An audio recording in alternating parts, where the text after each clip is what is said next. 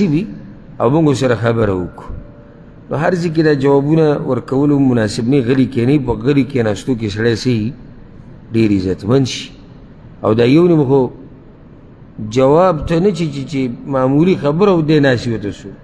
لکه اوس که چې ته ګاډي کې روان و چا پې هرن و، صرف هرن ښه او بده به راکوشي او کنځلې او بدې ردې او مزه نه کوي.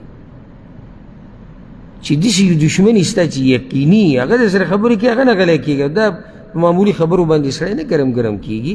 دا د درنو خلکو خوی نه دی.